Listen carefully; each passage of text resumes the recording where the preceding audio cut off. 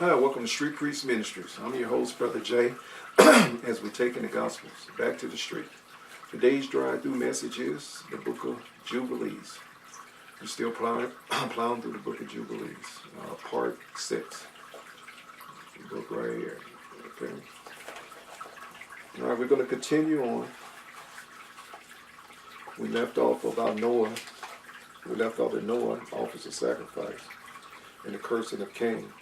In the 7th week, in the first year thereof, in this Jubilee, Noah planted vineyards on the mountain which the ark had rested, named Lubar, one of the Arad mountains.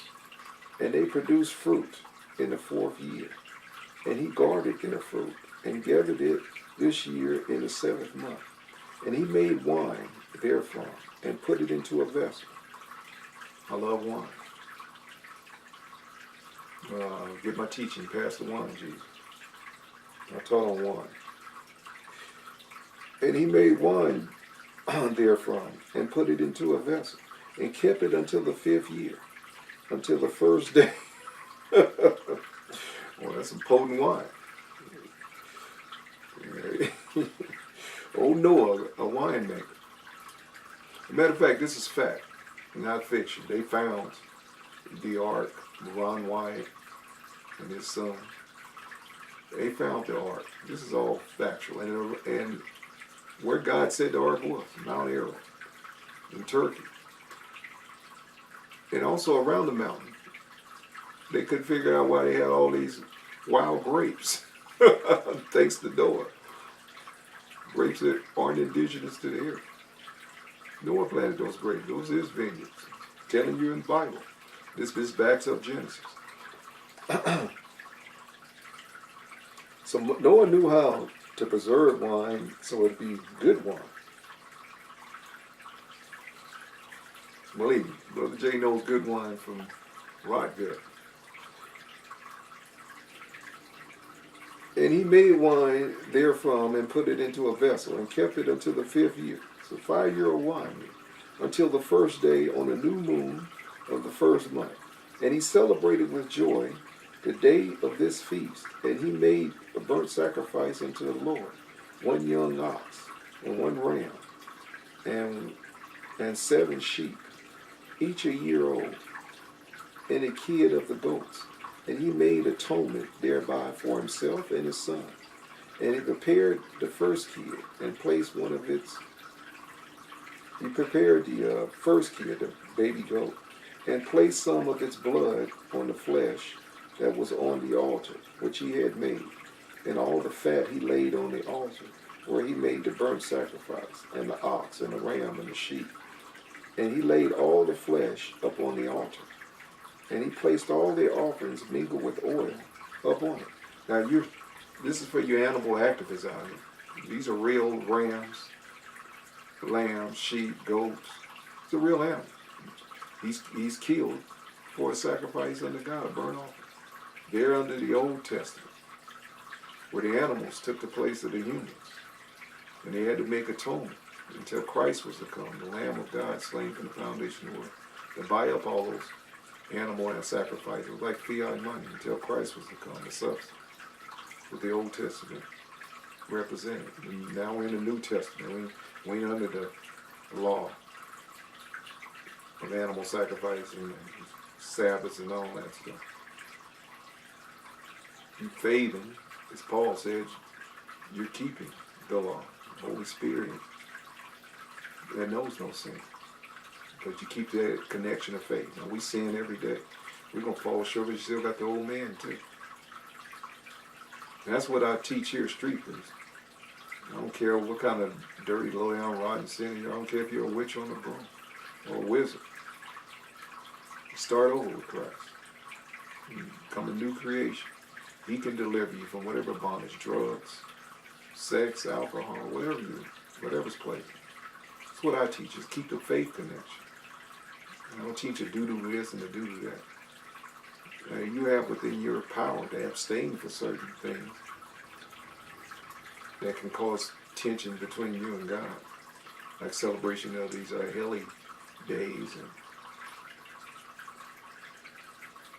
maybe keeping company with a Satanist or something like that, going to his church or something crazy.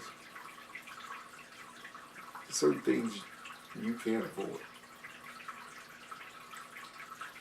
But that what you can do, God does. That's where the miracle comes in.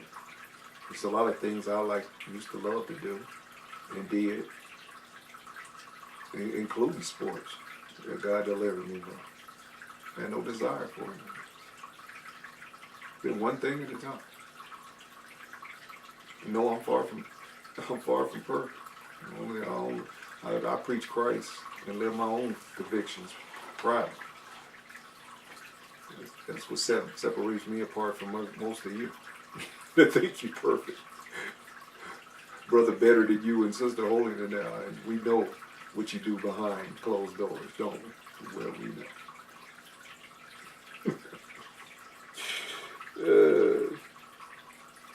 I've been around the block a few times.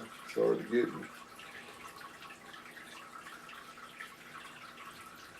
Anyway, that's what these offerings symbolize. They are under the Old Testament of animal sacrifice. These are real animals. So you animal activists wouldn't like God much. And matter of fact, God's bringing back animal sacrifice during the millennium. Christ ruled down 8,000 years. He's going to teach this world to give his way, and then going back to animal sacrifice. And so you might not like the God of this Bible when Christ returns, because he's setting up animal sacrifices again. He's going to teach this world to give. The Feast of Tabernacles is going to be the main feast that he chose to beat the world over with, head with, and if they don't give right, you put a plague on. You got to get your giving right with God. And he prepared the first kid and placed some of the blood on the flesh that was on the altar which he had made, and all the fat he laid on the altar where he made the burnt sacrifice, and the ox and the ram and the sheep. And he laid all the flesh upon the altar.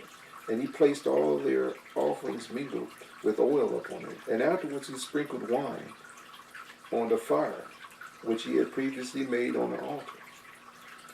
Wine symbolizes mirth, merriness, happiness, joy.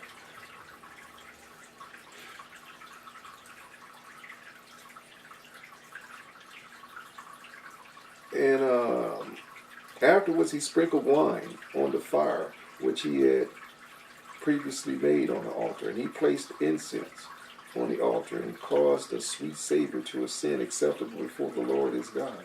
And he rejoiced and drank of his wine, he and his children, with joy. There was a party. They had the wine going, the wine pouring. That's where you yeah, just get my teacher. I'm not going to go there. I'm not going to stray. I'm going to stay focused. Get my teacher, Pastor White. I'll get into depth on the naysayers of wine. And it was evening, and he went into his tent, and being drunk. Now this is for you fruit juice drinkers out here. Thank God. No, it's only one word, oinos, for wine. So don't get confused.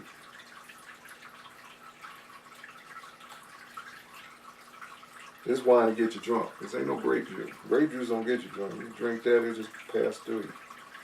So this here, he had some good wine too. It's set up for 5 years. Ferment. It's good fermented wine. Alright, let's go back to Noah getting drunk. And it was eating,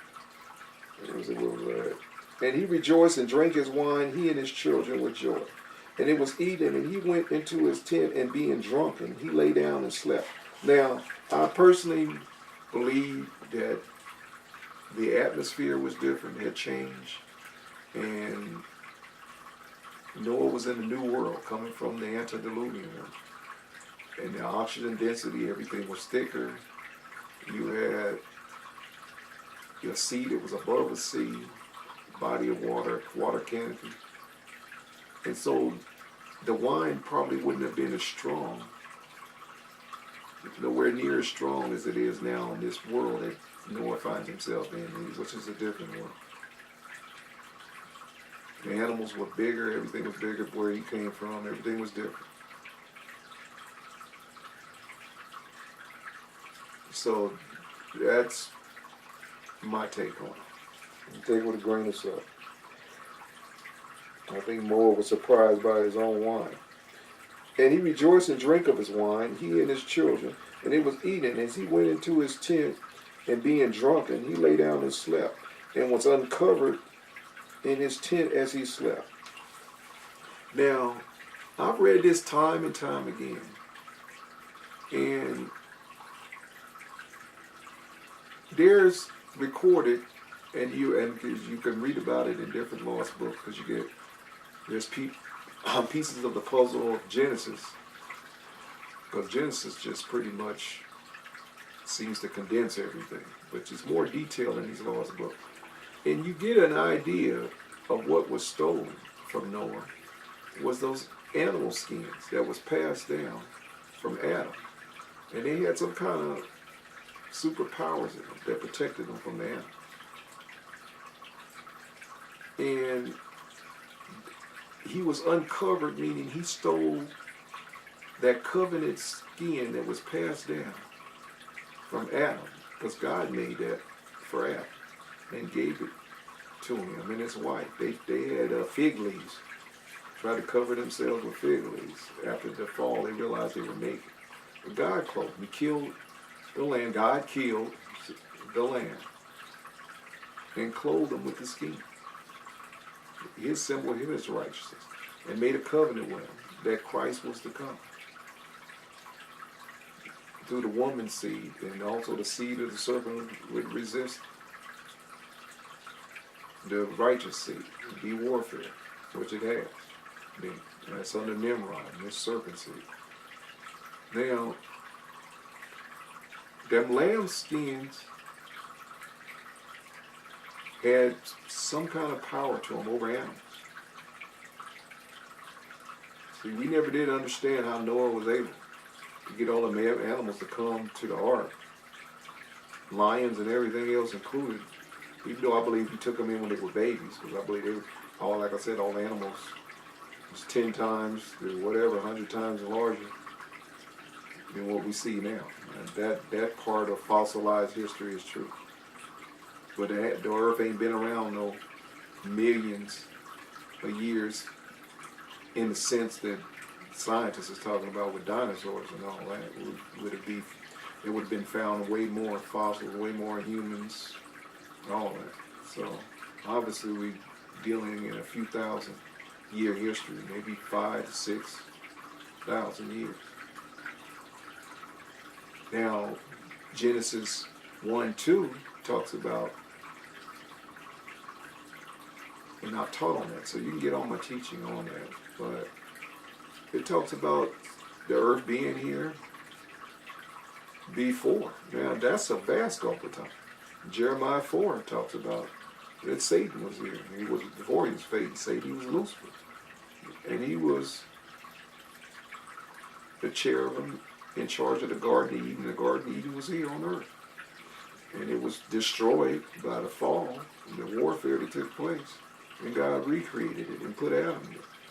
But part of the revolt in heaven, led by Satan and his crew, a third of the angels, was God announcing that he was going to make man in his image and have the angels serve him. Satan said, I'm not serving.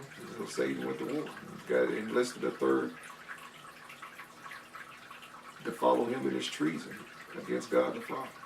And he got the boot. And part of that boot was a cataclysm that struck this earth.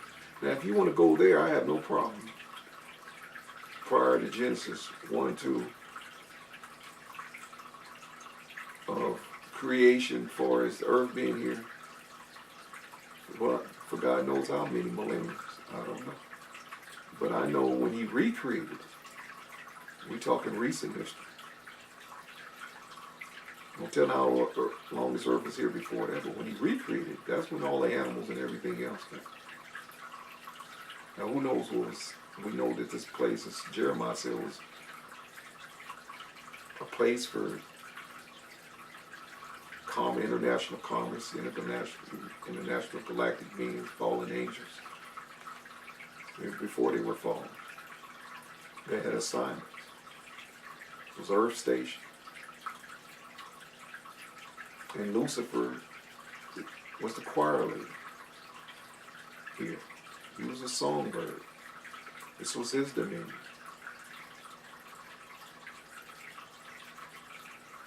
He was in Eden, the heart of God, where God would go to get some R&R, recharge his batteries, in quotes.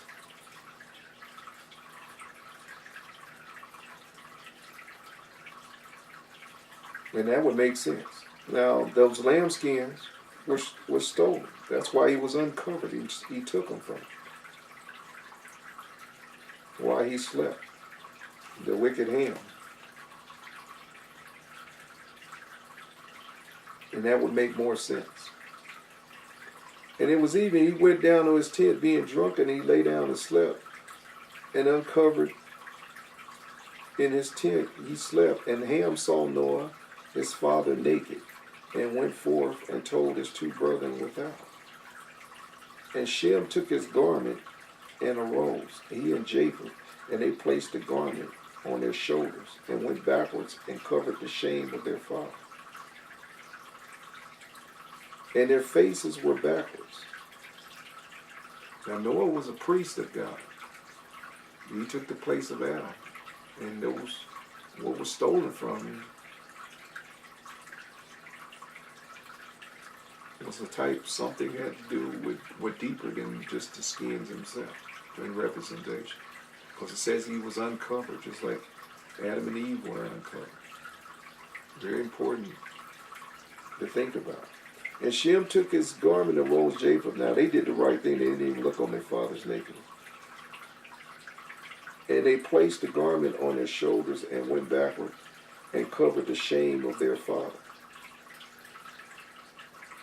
Now, according to the Apocrypha, Noah might have been doing a little bit more in their tent than was laid on. It was laid with them. And their faces were backwards. And Noah woke from his sleep and knew all that his younger son had done unto him. And he cursed his son, saying, Cursed be Canaan. And enslaved servant shall he be unto his brother. And he blessed Shem and said, Bless. And he woke out of a drunken stupor. And God honored his curses. I thought I'd point that out. He said, man, you had too much to drink. He's putting curses and blessings on them. You know, God honored it. Out of a drunken stupor. Be the Lord God of Shem, and Canaan shall be his servant. And God shall enlarge Japheth, and God shall dwell in the dwelling of Shem. And Canaan shall be his servant. That's Ham's firstborn. And Ham knew that his father had cursed his younger son. Or it's his younger son, excuse me. And he was displeased that he had cursed his son. And he parted from his father, he and his sons with him. Cush and Mizraim and Put and Canaan. And he built for himself a city and called its name after the name of his wife. Leptana, what a name. Leptanama, Try saying that fast. And Japheth saw it and became envious of his brother. And he too built for himself a city. And he called his name, this is nation building here, its name after the name of his wife, Adatanasius. So now we know where men building kingdoms for their wives. Like that one over in India, that their prince builds. And Shem dwelt with his father Noah. And he built a city close to his father on the mountains.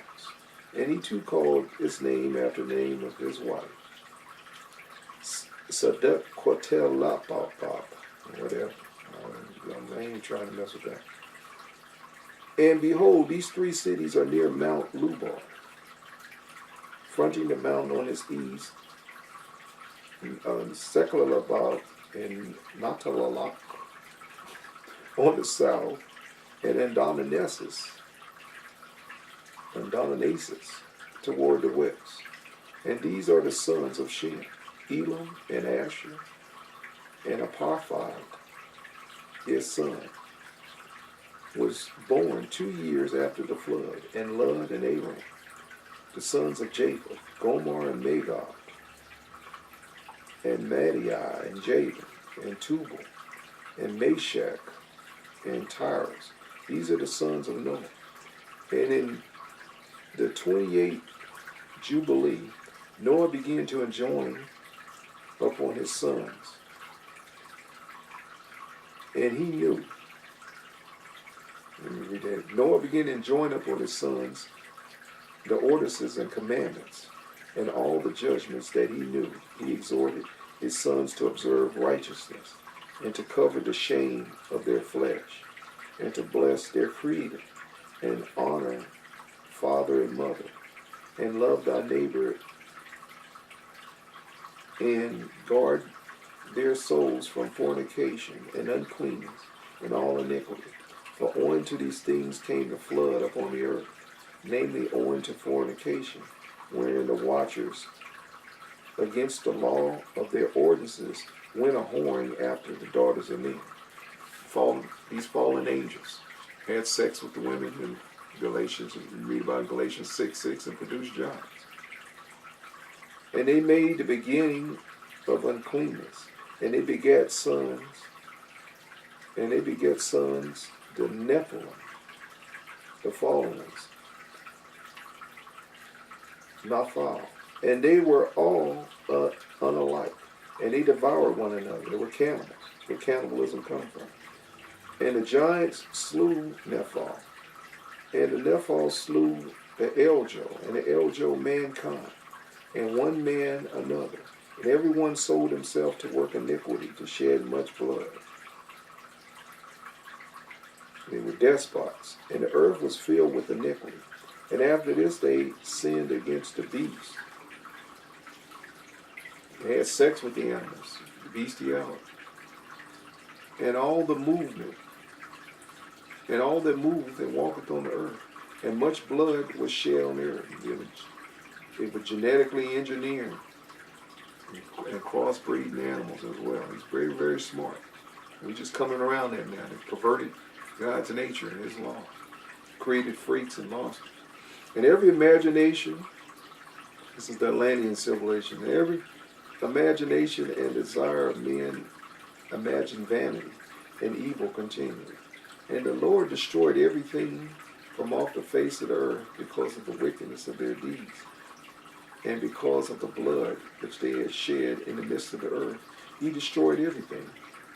And we were left, I and you, my sons, and everything that entered with us into the ark. And behold, you see your works before me, that you do not walk in unrighteousness, or that you do walk in righteousness. For in the path of destruction ye have begun to walk, and you are parting one from another, and are envious of one another. Noah's pointing that out. They're jealous and envious of one another. That's where sin comes in. And so it cometh, that ye are not in harmony, my sons, each with his brother. For I see and behold, the demons have begun their seduction. Now the demons came apart because of the flood. That was the giants. That was the fallen angels' children. Between them, they liaison with the natural women of the earth.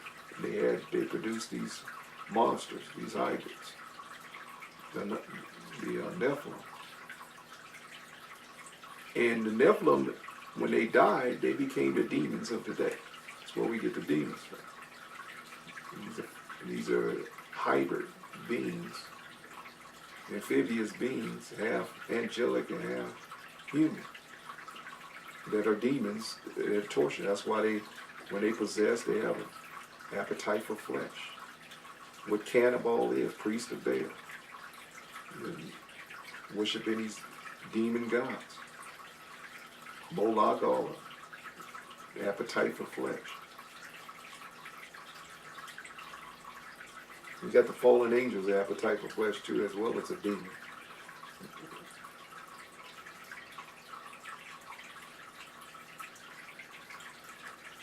So this is where we get, now we talk about cannibals here.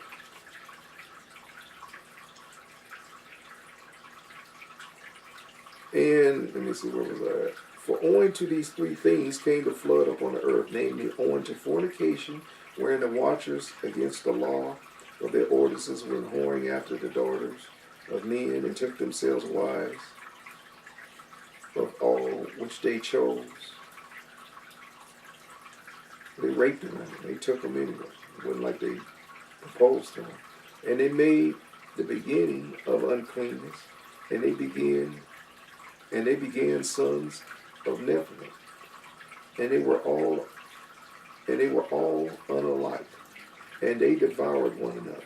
And the giants slew the Nephilim, and the Nephilim slew the Eljo. Now these were generations of giants. The first generation, according to the book of Enoch, was like 4 stories, 400 feet tall, 450 feet tall. That's what the Greeks were talking about, with the Titan. And then you had the next generation, that was like 150 feet, still pretty tall. Then you had the next generation, anywhere from 12 to 35 feet tall. But any giant's a giant. I mean, even a 14-foot giant around the height that David fought, compared to his, around that time, the men were like 5 feet tall. So it's still a giant. Giant's a giant. And these giants were smart, fast. And they could run with gazelles and grab them in mid-stride and eat them as they ran with them. The legends are unbelievable. And they were smart. They were very smart. They lived a long time for one. But they were half angelic. Fallen angel. So they were very, very smart. That's where all these legends come from with John.